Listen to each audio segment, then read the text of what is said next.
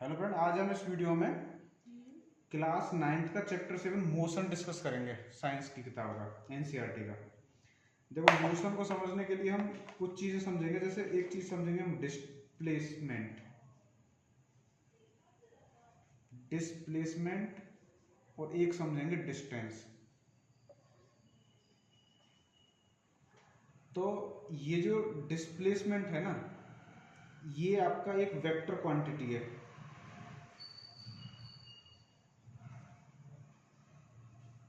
और जो डिस्टेंस है ये आपका स्केलर क्वांटिटी है। अच्छा, स्केलर क्वांटिटी वो होती हैं जिन्हें रिप्रेजेंट करने के लिए सिर्फ परिमाण की आवश्यकता होती है। Only magnitude is required. यदि मैग्नीट्यूड के साथ साथ डायरेक्शन की भी रिक्वायरमेंट रहती है, उन्हें हम वेक्टर क्वांटिटी कहते हैं। अच्छा, डिस्टेंस जैसे मान ली एक व्यक्ति है, यहाँ से चला और यहाँ से यहाँ तक इसने 5 किलोमीटर चला, ए पॉइंट से बी पॉइंट। तो जो इसका डिस्टेंस है ना, वो 5 किलोमीटर होगा। और जो डिस्प्लेसमेंट है वो भी 5 किलोमीटर होगा। डिस्प्लेसमेंट लेते हैं हम, जैसे डिस्प्लेसमेंट हम लेते हैं कि फाइनल पोजीशन क्या है, final position minus initial position. लेकिन जो आपका ये है ना डिस्टेंस, डिस्टेंस में लेते हैं कि कितना कवर किया। जैसे मान ली हम एक सर्कुलर पथ पर चलते हैं। जैसे सर्कुलर पथ में यहाँ से स्टार्ट किया और ऐसे करते हुए यहीं वापस आ गया, माना यहाँ वापस आ गया। तो ये मेरा, इसने एक आर त्रिज्या का वृत्ताकार पाथ पर चला। तो यहाँ था ए पॉइंट से ऐसे चला, तो ये इसके सरकमफेरेंस के अकॉर्डिंग चला है, सरकमफेरेंस पर। तो ये इसकी परिधि के बराबर डिस्टेंस चलेगा। तो इसमें जो डिस्टेंस होगा ना डी, वो होगी 2πr, इसकी परिधि के बराबर। अगर मैं यही ये पूछूं कि इसका डिस्प्लेसमेंट कितना होगा, तो डिस्प्लेसमेंट फाइनल पोजीशन भी वही है और इनिशियल पोजीशन भी वही है, तो यानी कि डिस्प्लेसमेंट होगा इसमें 0। तो समझे डिस्प्लेसमेंट में और डिस्टेंस में क्या अंतर है। जैसे मैं माना बोलता हूं कि मैं यहां से ये ए पॉइंट से बी पॉइंट तक गया, ए से बी तक गया। जो ए से बी तक गया ना, ये आपको मान ली 10 किलोमीटर है। और फिर बी से सी तक लौट के आया वापस, ये 5 किलोमीटर है। तो अगर मैं पूछूं इसमें डिस्प्लेसमेंट कितना हुआ, तो इनिशियल पॉइंट क्या था, ये ए, और फाइनल पॉइंट क्या है, ये सी। तो ये 5 किलोमीटर, तो ये भी 5 किलोमीटर है। तो डिस्प्लेसमेंट होता है कि आपका फाइनल पोजीशन और इनिशियल पोजीशन में कितना अंतर है। तो अब कितना अंतर है, 5 का अंतर है। तो ये जो यहाँ डिस्प्लेसमेंट है ना, ये 5 किलोमीटर है। अगर मैं यही पूछा इसने कितनी डिस्टेंस कवर की, तो डिस्टेंस होता है कि भाई ये यहाँ से पहले बी तक गया था 10 किलोमीटर, फिर बी से सी तक लौटा 5 किलोमीटर। तो यहाँ जो वो डिस्टेंस होता है आपका 15 किलोमीटर। तो ये आपका अंतर है डिस्टेंस और डिस्प्लेसमेंट में। अब देखो, जैसे ये वाली चीजें देखते हैं हम एक त्रिभुज के अकॉर्डिंग। जैसे ऐसे होता है ना, ये डायरेक्शन सिस्टम कैसे है कि डायरेक्शन सिस्टम में आप किसी भी प्लेस से जब ऊपर की साइड जाते हो ना, ये नॉर्थ साइड में जाते हो, डाउन साइड में ये साउथ रहता है, इधर ये ईस्ट रहता है, ये वेस्ट रहता है। माना ऐसे हो कि मतलब एक आदमी पहले ईस्ट डायरेक्शन में गया, उसके बाद ये यहाँ से नॉर्थ डायरेक्शन में गया। तो माना ये ईस्ट डायरेक्शन में इस इनिशियल पॉइंट से, मान ली ये ओ पॉइंट है, ओ पॉइंट से मान ली ये किसी ए पॉइंट तक 4 किलोमीटर गया और ऊपर ये 3 किलोमीटर गया। तो ये किसी पॉइंट पर पहुंच गया, मान ली पी पॉइंट पर। तो अब पूछा है कि ओ से पी तक का डिस्प्लेसमेंट कितना है। तो जब डिस्प्लेसमेंट हम निकालेंगे ना, तो हम ये ज्वाइन करेंगे, ये वाली डिस्टेंस देखेंगे ये कितनी, ओपी। अब ओपी को निकालने के लिए ये क्या बन रहा है, राइट एंगल ट्राइंगल बन रहा है। और राइट एंगल ट्राइंगल में क्या होता है कि जो सबसे बड़ी भुजा का स्क्वायर इन दोनों छोटी भुजाओं के स्क्वायर के बराबर होता है। तो यानी कि इसमें OP का स्क्वायर इज इक्वल टू होगा OA का स्क्वायर प्लस AP का स्क्वायर। मतलब 4 का स्क्वायर प्लस 3 का स्क्वायर इजिकल टू 4 4 16 प्लस 9 25। तो जो ओपी होगी वो कितनी आ गई 5 किलोमीटर। यानी कि जो आपका ये जो डिस्प्लेसमेंट है ये फाइनल माइनस इनिशियल 5 किलोमीटर होगा। अब यही चीज मैं पूछता कि इसने डिस्टेंस कितनी कवर की, तो डिस्टेंस हम पहले ये इस पाथ के अकॉर्डिंग गया, इस पाथ के ऊपर 4 किलोमीटर और फिर इस पाथ के ऊपर 3 किलोमीटर, तो 4 और 3 7। तो डिस्टेंस पूछे तो 7 किलोमीटर, अगर डिस्प्लेसमेंट पूछे तो 5 किलोमीटर। ठीक, अब आगे चलते हैं। अच्छा, और इनका ग्राफिकल रिप्रेजेंटेशन कैसे रहता है कि टाइम के साथ मान लीजिए 0 से स्टार्ट किया, ये 1 2 3 4 ऐसे चल रहा है, और ये मान लीजिए यूनिफॉर्म स्पीड से चल रहा है। स्पीड पे अभी हम आएंगे डिस्टेंस में, तो डिस्टेंस ऐसे बढ़ती जाती है भाई। जैसे जैसे टाइम बढ़ता जाएगा वो डिस्टेंस भी बढ़ता जाएगा, डिस्टेंस भी चलता जाएगा। टाइम कौन सा है? ये टाइम एक्सिस, एक्स एक्सिस वाला, ये आपका डिस्टेंस, कितना डिस्टेंस चलता जा रहा है भाई। पहले में 1 चल गया 1 मिनट में, दूसरे में 2 3 4। अब मीटर हो किलोमीटर हो कोई भी यूनिट हो सकती है, ठीक है। अच्छा, अब इसी चीज से हम आगे जब चलते हैं ना, तो इन्हीं के विद रेस्पेक्ट टू टाइम में जो चीजें डिफाइन होती हैं, तो डिस्प्लेसमेंट के अकॉर्डिंग चीज डिफाइन होती है हमारी वेलोसिटी, और डिस्टेंस के अकॉर्डिंग रहती है आपकी स्पीड। तो वेलोसिटी क्या है, rate of change of displacement, displacement का रेट ऑफ चेंज क्या है, और डिस्टेंस क्या होती है, ये speed, rate of change of distance. यदि मान ली मैं डिस्प्लेसमेंट को एस से रिप्रेजेंट करता, तो जो मेरा वेलोसिटी v क्या होता, D S by D T, मतलब del S by del T. इसके लिए मैं क्या लेता कि एस फाइनल क्या है माइनस एस इनिशियल क्या है, final position minus initial position, upon T final minus T initial. इस हिसाब से अगर यही चीज मुझे स्पीड में लेनी होती मान ली, तो मान ली जैसे डिस्टेंस x चला हो, तो मेरा स्पीड जो होता ना, स्पीड को मान लो आप कोई भी सिंबल ले लो, चलो स्पीड को स्पीड ही बोल दूं क्योंकि मैंने एस वो ले लिया है। तो स्पीड को मैं कैसे लिखूंगा, del x upon del t. यदि यही डेल टी बहुत छोटा हो तो हम इसको ये D x by D T भी लिख सकते हैं। Rate of change of distance is called speed. अब एक एग्जाम्पल देखते हैं इसमें। अब एक एग्जाम्पल दिखाओ, पहला एग्जाम्पल देखते हैं। इसमें एक क्वेश्चन दिया हुआ है, पहला क्वेश्चन क्या बोल रहा है कि an object travels 16 metre in 4 second and then another 16 metre in 2 second, what is the average speed.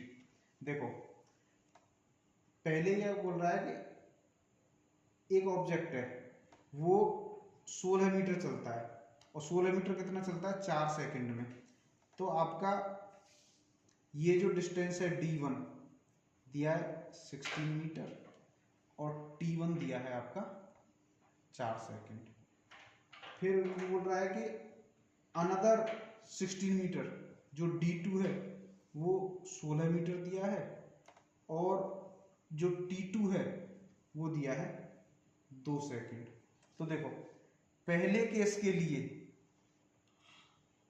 जो स्पीड रहेगी, स्पीड पहले केस के लिए जो हमारी स्पीड 1 है वो होगी d1 बाई t1, कितनी होगी d कितनी 16 बाई 4।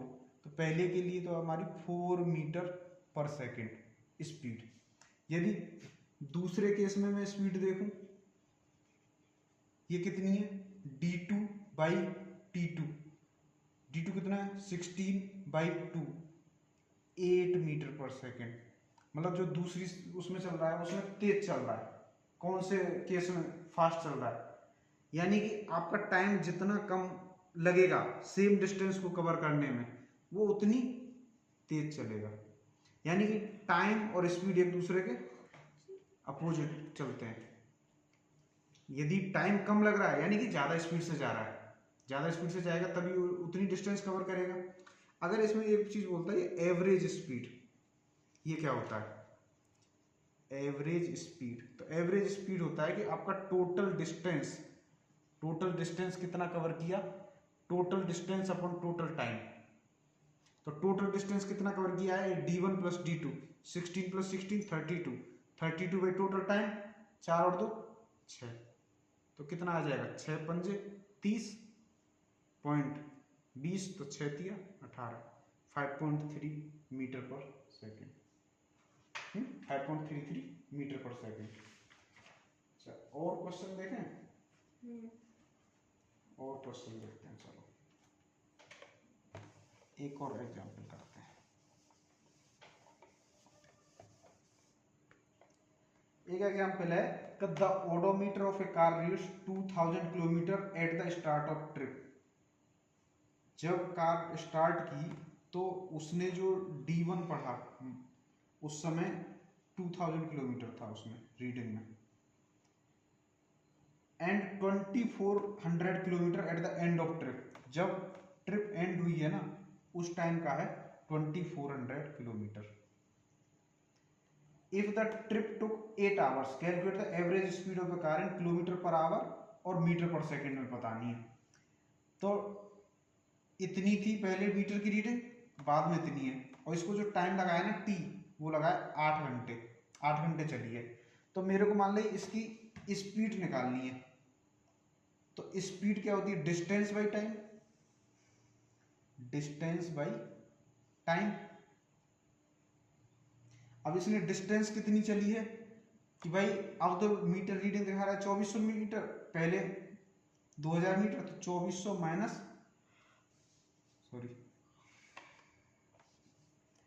तो हम क्या लिखेंगे 2400 माइनस 2000 बाई 8, कितना हो गया ये 400 बाई 8, तो ये कितना हो गया 8 पंजे 40, 50 किलोमीटर पर आवर। अब मुझे इसमें मीटर पर सेकंड जाना हो तो कैसे करूंगा, 50 तो यहाँ लिखा हुआ है, किलोमीटर में कितने मीटर होते हैं 1000 मीटर, मीटर में आ गया।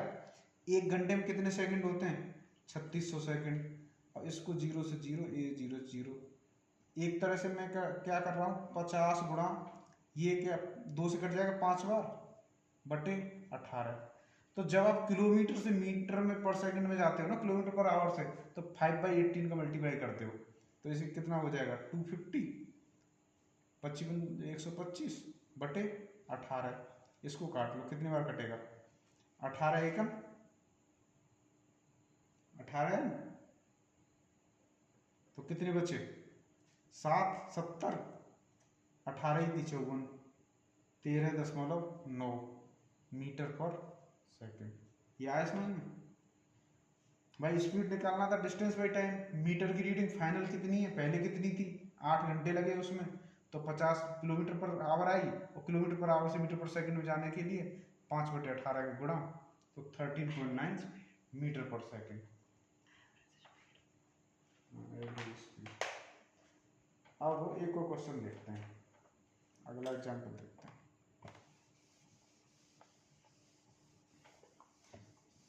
देखो एक एग्जाम्पल है कि Usha swims in a 90 metre long pool. एक पुल है, पूल जो तालाब है जो 90 मीटर लंबा है। She covers 180 metre in 1 minute by swimming from one end to the other end and back along the same straight path. मतलब ये यहाँ से यहाँ तक ऐसे 90 गई और फिर ऐसे वापस 90 आई, 90 गई 90 आई, ऐसे गई फिर वापस आई, 180 चली इसने। अब इसमें आपका एवरेज स्पीड पूछा है, एवरेज स्पीड। एवरेज स्पीड हो गया total distance upon total time. तो टोटल डिस्टेंस कितनी गई 90 गई 90 आई, 180 मीटर अपॉन इसको, इसमें कितना टाइम लगा 1 मिनट। 1 मिनट में कितने होते हैं 60 सेकंड, मतलब 180 बाई 60 सेकंड, 0 0 6 18, तो ये कितना आ गया 3 मीटर पर सेकंड। इसकी जो एवरेज स्पीड है वो कितनी आ गई 3 मीटर पर सेकंड।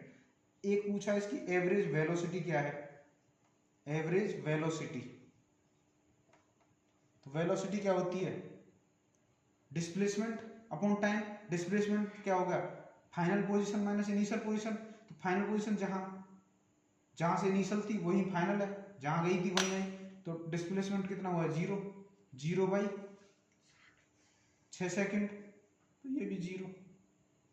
तो एवरेज वेलोसिटी उसकी 0 रही और average speed 3 metre per second रही।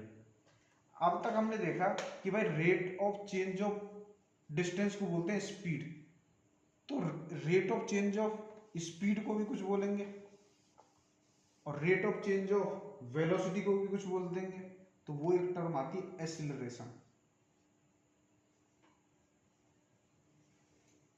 एक्सीलरेशन इसको बोलते हैं त्वरण। तो ये एक्सीलरेशन होता है dv/dt, ये बोलो del v/del t। Rate of change of velocity is called acceleration. जैसे मान लीजिए देखो, अब इसमें जैसे यूनिफॉर्म स्पीड होती है, एक यूनिफॉर्म वेलोसिटी बोल दो चाहे, कि जैसे मान ली मैं एक आदमी यहाँ से चला 0 से 5 सेकंड के बीच में, इसने डिस्टेंस कवर की 5 किलोमीटर। फिर अगले 5 में भाई 0 से 5, 10, 5 से 10 के बीच में भी इसने 5 किलोमीटर डिस्टेंस कवर की। फिर अगले 10 से 5 में 15 टाइम तक, ये 5 के इंटरवल में इसने फिर 5 किलोमीटर। तो ये यूनिफॉर्म वेलोसिटी है। अगर वेलोसिटी यूनिफॉर्म है ना तो उसका एक्सीलरेशन 0। भाई उसकी वेलोसिटी में कोई चेंज नहीं हो रहा ना, वेलोसिटी यहां भी 5 किलोमीटर पर सेकेंड, मतलब 1 किलोमीटर पर सेकेंड, और यहां भी। तो इसमें अगर कोई चेंज नहीं हो रहा ना तो यहाँ जो है एक्सीलरेशन 0 है। अगर ये ऐसे होता कि भाई पहले इसमें तो 5, अगले में ट्रेवल करता 10, फिर 20, तो यहाँ एक्सीलरेशन होता। तो एक्सीलरेशन की यहाँ स्पीड क्या है और इनिशियल स्पीड क्या है, तो जो एक्सीलरेशन होता है ना वो हो जाता a = v-u/t। Final velocity minus initial velocity upon t। तो ये आपका एक्सीलरेशन होता है। जैसे एक क्वेश्चन करते हैं, एग्जांपल देखते हैं, एग्जांपल से समझ आएगा। मोशन को क्या बोलते हैं, मोशन को बोलते हैं गति। डिस्प्लेसमेंट को बोलते हैं विस्थापन। डिस्टेंस को बोलते हैं दूरी। और क्या किया था हमने, स्पीड होती है चाल, वेलोसिटी को बोलते हैं वेग, हिंदी में जो वर्ड है इनके। एक एग्जांपल करते हैं। एग्जांपल है कि starting from a stationary position Rahul pedals his bicycle to attain a velocity of 6 metre per second. मतलब पहले इनिशियल वेलोसिटी है ना वो तो 0 है, और फाइनल वेलोसिटी को जो अचीव कर लिया है 6 मीटर पर सेकेंड कर लिया है, और ये कितने में किया है, t = 30 सेकेंड में। तो इस कंडीशन में एक्सीलरेशन कितना है भाई, v-u/t, मतलब 6 - 0/t कितना है, 30 सेकेंड, मतलब 6/30, मतलब 1/5, मतलब 0.2 मीटर पर सेकेंड। ये इसका एक्सीलरेशन है पहले केस के लिए। दूसरे केस में वो क्या बोल रहा है, ही अप्लाइज ब्रेक्स। अब ब्रेक अप्लाई कर रहा है यानी कि स्पीड धीमी होगी, स्पीड धीमी होगी तो त्वरण वहां ऋणात्मक होगा, ये पॉजिटिव त्वरण है, और इसमें ऋणात्मक आएगा। देखो कैसे, he applied brakes such that the velocity of the bicycle comes down to 4 metre per second in next 5 second. अब के लिए दूसरे केस के लिए फॉर सेकेंड केस u जो बन जाएगा वो बन जाएगा 6 मीटर पर सेकेंड अभी का इनिशियल वेलोसिटी, और फाइनल वेलोसिटी जो हो गई है v, जो फाइनल वेलोसिटी हो गई है ये कितनी हो गई है, 4 metre per second break apply करने पर।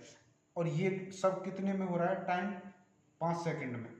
तो अब पूछा है कि कितना इसका एक्सीलरेशन है, तो इस स्थिति में एक्सीलरेशन होगा 4 final velocity minus initial velocity 6/5, मतलब 2/5, 2/5 मतलब माइनस के 2/5 मतलब माइनस के 0.4 मीटर पर सेकेंड। तो जब हम स्पीड देते हैं ना तो पॉजिटिव एक्सीलरेशन होता है, और जब हम ब्रेक लगाते हैं तो वो नेगेटिव एक्सीलरेशन होता है। मतलब स्पीड बढ़ती है जितनी रेस बढ़ाओगे, और स्पीड घटेगी जितनी रेस घटाओगे। ठीक, स्पीड और वो सेम ही होते हैं, मतलब अगर स्पीड बढ़ाएंगे तो टाइम कम लगेगा। हाँ, स्पीड बढ़ाएंगे तो सेम डिस्टेंस कवर करने में टाइम कम लगेगा, यदि स्पीड कम होगी तो सेम डिस्टेंस कवर करने में टाइम ज्यादा लगेगा।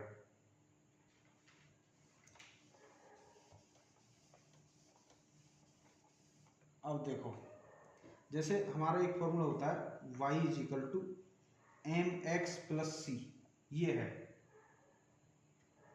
तो इसका क्या मतलब होता है कि y तो ये एक्सिस है, x ये एक्सिस है, और c इस एक्सिस, c जो है कटा हुआ अंतखंड रहता है। जैसे अगर ये 0 होता, y equal to M x होता, तो ये इस तरह की एक लाइन रहती है, और प्लस सी रहता है तो ये ऐसी लाइन होती है, सी ये रहता है कितना कटा। तो इसी हिसाब से यदि मैं लिखता हूं कि speed is equal to distance upon time, तो x is equal to S T. जैसे y is equal to M X आ रहा था ना, तो यहाँ x आ रहा है, मतलब ये एक्सिस अगर x है, ये एक्सिस अगर t है, तो ये जो होगा इसकी जो स्लोप होगी, ये टेन थीटा के साथ जो स्लोप होगी, ये आपका स्पीड होगी।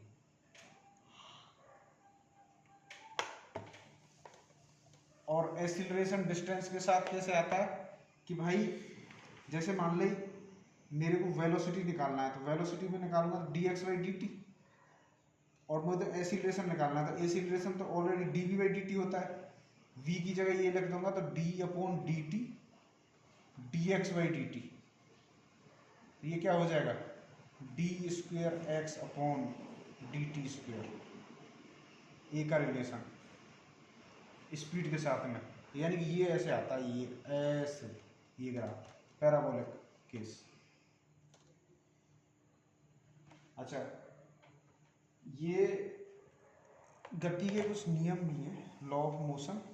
लॉ ऑफ मोशन में पहला नियम रहता है v is equal to u plus a t, जहाँ v है final velocity, u initial velocity, a addition t time, और दूसरा रहता है s is equal to u t plus 1/2 a t square, और तीसरा होता है v square is equal to u square plus 2as। ये तीन गति के नियम रहते हैं। जैसे एक एग्जाम्पल लेके देखते हैं, एग्जाम्पल से समझ आएगा। जैसे एक एग्जाम्पल है कि ए ट्रेन स्टार्टिंग फ्रॉम रेस्ट मतलब u इक्वल टू 0 हो गया, अटेन्स ए वेलोसिटी, जो v है वो अटेन कर लेती है 72 किलोमीटर पर आवर इन 5 मिनट्स। टाइम t कितना दे दिया, 5 मिनट्स, तो चलो 5 मिनट ही लिख लेते हैं। assuming that acceleration is uniform, find the acceleration and the distance traveled by the train for attaining this velocity। तो हम जानते हैं v is equal to u plus a t, acceleration निकालना है तो v minus u is equal to a t, मेरे को a निकालना है तो ये क्या हो जाएगा, v minus you by T. तो v कितना है final 72 minus initial 0 upon T कितना, ये 5 मिनट में। तो इसको करने के लिए मैं क्या करूँगा, 72, ये तो किलोमीटर पर आवर है। अच्छा, इस किलोमीटर के मैं यदि बना दूं मीटर, तो 72,000 की मल्टीप्लाई करनी पड़ेगी, और अपॉन 5 मिनट के बना दो तो 60 कर दो, सेकंड बन गए, 0 से 0 कट गया, तो 5 × 30, ये 7200 बट्टे 30, तो 1 0 से 0 कट गया, तो 3 दूनी 6, 12, 3 चौक 12, 240।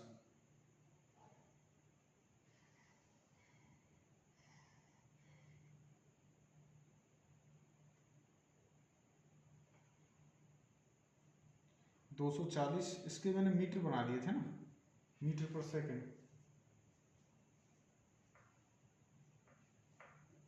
अच्छा, वो किलोमीटर पर आवर में था, इसको भी यदि आवर बनाना है ना तो अपॉन 60 जाता।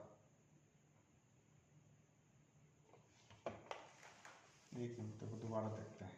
हम क्या करते हैं, हम गड़बड़ कर गए। ये जो टाइम है ना टी, इसी से मैं सेकंड बना लूँ, इसकी तो 60 सेकंड हो गई सीधी सीधी। अगर मेरा ये v जो दिया है 72 किलोमीटर पर घंटे, तो 72,000 कर दिया मीटर अपॉन आवर में, एक आवर में 3600। तो ये एक जीरो से जीरो गई, इस जीरो से ये जीरो गई, तो 36 दूनी 72, ये सीधा सीधा 20 मीटर पर सेकंड आ गया। अब ये भी मीटर पर सेकंड है, ये सेकंड है। अब कर दो तो ए कितना हो गया, v माइनस यू बटे टी। यू तो जीरो है तो छोड़ो, ये कितना है, सॉरी यू कितना है 20, v माइनस यू 20 बटे टी कितना है 60, 20 बटे 60 है 1 बटे 3।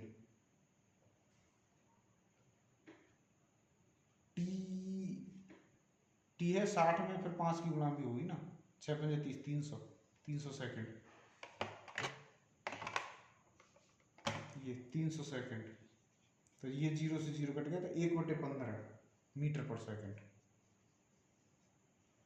और पूछ रहा है कि the distance travelled by the train for attaining this velocity, तो 1 बटे 15 मीटर पर सेकंड, तो वो आ गया है आपका ये। तो हम क्या है, v square is equal to u square plus 2as लगा देंगे।